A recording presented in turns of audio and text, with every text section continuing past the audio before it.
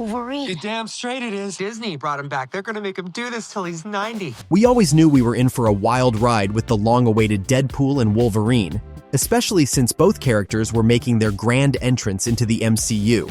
And oh boy, did it deliver! Packed with star-studded cameos, R-rated wisecracks, and obscure references to other Marvel Cinematic Universe storylines, this film had it all. But one cameo in particular stole the spotlight. But before we continue, this is your pre-warning, folks, that spoilers are ahead. Now that we've got that out of the way, stick with us as we dive into Henry Cavill's unexpected appearance and unpack what his cameo could mean for the future of the MCU. Deadpool and Wolverine is jam-packed with beloved and some lesser-known Marvel characters from both past and present, but it truly stunned audiences with a surprise appearance from the major figure from the rival DC Comics universe. Henry Cavill makes a brief but memorable cameo during a chaotic montage sequence where Deadpool is hopping through the multiverse, desperately seeking a Wolverine variant to help save his ailing world. As Deadpool navigates the multiverse searching for the perfect Wolverine variant, he finally stumbles upon a very promising candidate. Approaching from behind, the Merc with a mouth sees a figure in a white vest, a trademark look of Hugh Jackman's Wolverine, busy repairing his motorbike. But as Wade Wilson closes in, he's floored to discover that this version of Logan isn't Hugh Jackman, it's Henry Cavill. In true Deadpool fashion, Wade immediately fawns over the fan-favorite star, making a cheeky promise that Marvel will treat him better than his last gig, a clear jab at Cavill's tumultuous exit as Superman. However, Cavill's Wolverine isn't buying it and quickly sends Deadpool flying with sheer brute force, disappearing from the film as swiftly as he arrived. Following Henry Cavill's sudden exit from the DC Extended Universe, his fans have been clamoring for Marvel to cast him in a major role within their competing franchise.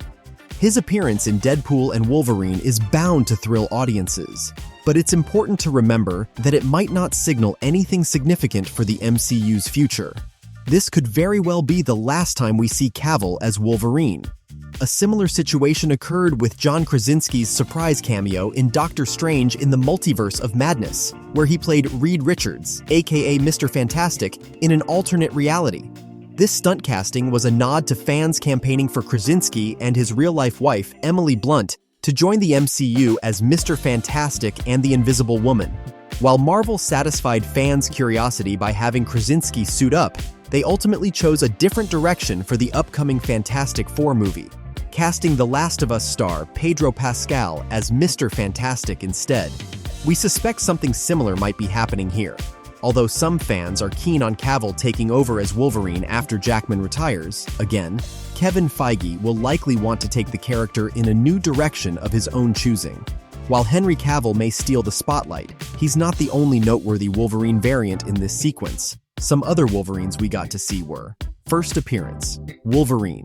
This version is based on Wolverine's debut in The Incredible Hulk, battling the enormous green rage monster just like in the original comic. Unfortunately, Hulk is only seen from behind, so there's no Mark Ruffalo cameo. Age of Apocalypse Wolverine. Inspired by the 1990s comic book event Age of Apocalypse, this unkempt Wolverine variant hails from a timeline where Professor X's son, David Haller, aka Legion, accidentally kills his father, allowing the powerful villain Apocalypse to conquer Earth. Patch Wolverine. This variant sports an eye patch and frequents the casinos of Madripoor, a dangerous locale introduced in The Falcon and the Winter Soldier. Logan first adopted the patch alias in the 1980s, and it has recurred in X-Men comics ever since. Old Man Logan.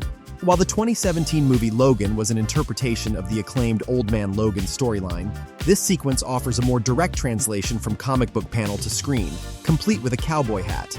Short King, Wolverine. This inclusion caters to fans who have long argued that Hugh Jackman is too tall to play the canonically short Logan. The film digitally imposes Jackman's face on a much smaller body, and it admittedly looks a bit daft.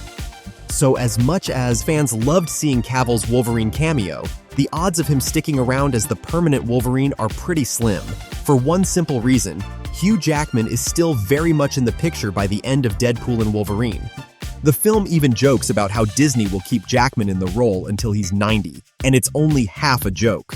With Avengers 5 and Avengers Secret Wars on the horizon, if they need a Wolverine, Jackman is the clear draw. Unless there's a surprise announcement at Marvel's SDCC 2024 panel revealing a new X-Men movie starring Cavill as Wolverine next year, he's going to be in his mid to late 40s by the time Marvel launches a new X-Men franchise. They certainly could go that route. Jackman is currently 55, after all, but it's more likely they'll want someone younger to sustain the franchise over the long term. But what are your thoughts? Would Henry Cavill be your ideal casting for the next Wolverine?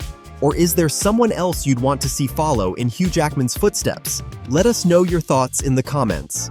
Don't forget to subscribe to the channel for more awesome content. Thanks for watching, and we'll see you in the next one.